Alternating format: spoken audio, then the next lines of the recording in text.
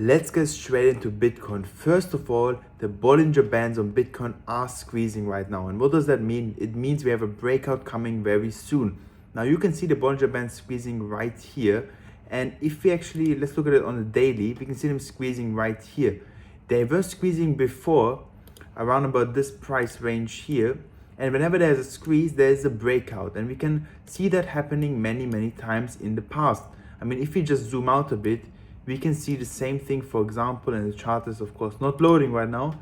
We can see the same thing happening right here. We have a squeeze and then we have a breakout. So usually that means a breakout. Now, if we go and zoom in a bit on, one second, let me reload this page. If we zoom in a bit on Bitcoin, I want to point out that if we have two consecutive candles above the breakout, then usually I think we're gonna go higher, okay?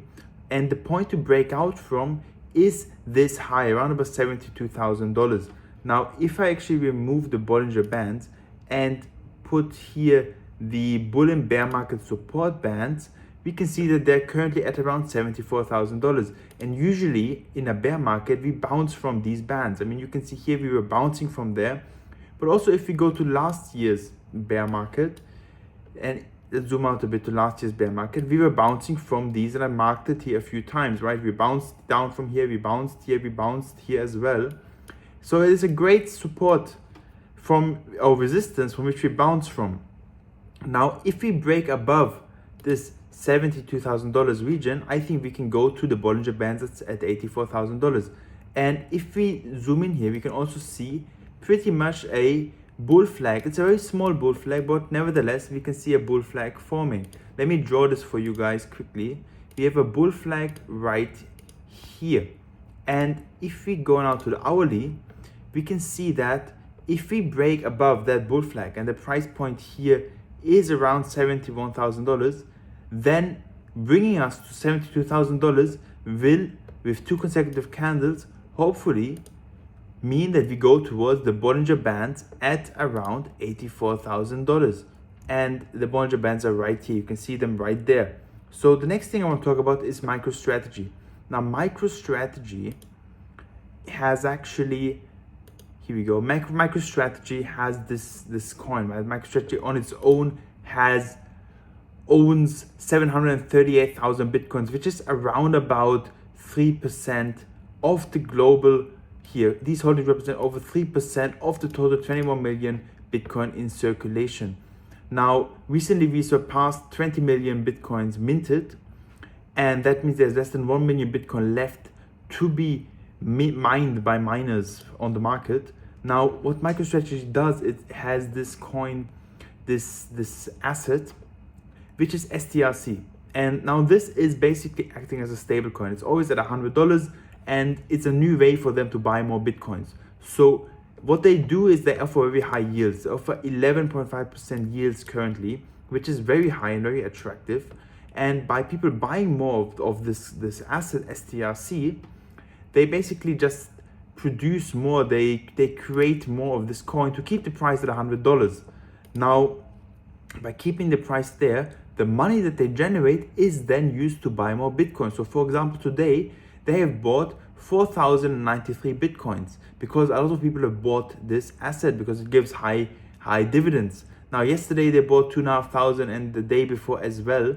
And the day before almost 2,000 Bitcoins, which brings them, as I mentioned, to 738,000 Bitcoins. So if you believe in MicroStrategy long term, then this should not be worrying.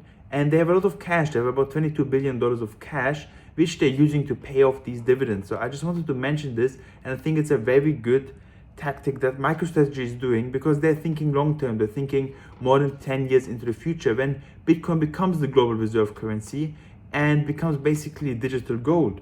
Now, let's look at the CPI data. The CPI data for core inflation came in at 2.4%, which was also the expectation. So over the last 12 months, actually, energy, we can see, has had a very small impact on the inflation. But knowing now that, of course, crude oil prices are going up, they're above $100, and the Strait of Hormuz is closed, and what's happening with Iran and the US, I think the next FOMC meeting in 5 days, we will have higher inflation, bringing us maybe to 2.9%. So energy will definitely be a higher proportion of inflation in the next month. So until then, this is good news. Of course, higher inflation does not mean that we will not reduce the interest rates, which we need to happen for markets to pump. Now, looking at oil, let's look quickly at oil. We have obviously seen a pump in oil to $120. It went back down when the G7 countries announced they're going to release 400 million barrels of oil from strategic reserves, but now it has started going up again. Despite the US actually, Trump recently announcing they're releasing 172 million barrels from the strategic reserves, which is actually 40% of the total oil in strategic reserves that they have. Now, this pump is not good. What does it mean? It means higher prices. As crude oil prices increase, this means higher inflation, higher cost of transporting goods, so higher groceries, higher clothes, higher imported goods. All the prices will go up while wages don't go up. And this, I think, will correlate to the S&P 500. We can see it's already starting to go down, and I think we're gonna start going much further down. We're going to have a small recession in the coming months as oil prices stay above $100, and therefore that is not good, of course, for the markets, for the S&P, but also for Bitcoin. And if I look at Bitcoin, we know that, in my opinion, Bitcoin is gonna continue going down. So we are always in a bear market right here. And just to reiterate the point, Bitcoin has done the same thing as last time. It has had a double top. Here we can see the double top from last time and the double top here, and we are going down. We have this ascending wedge, a further breakdown. Now we are at this point here, which is the same as the last cycle. And once we break down from there, I think we're gonna have one last push down. Hopefully we can go and retest this bull and bear flag, bull and bear market support bands as we did last time. But until then, I think we're gonna go down to around $50,000 to this support region and the resistance region here, which will then happen most likely in September, October of this year, when we will reach a bottom. So I want you to know that Bitcoin is in a bear market. I do not expect us to reach new all-time highs anytime soon. And until and while oil keeps going up in price, the market will not favor that. See you next time.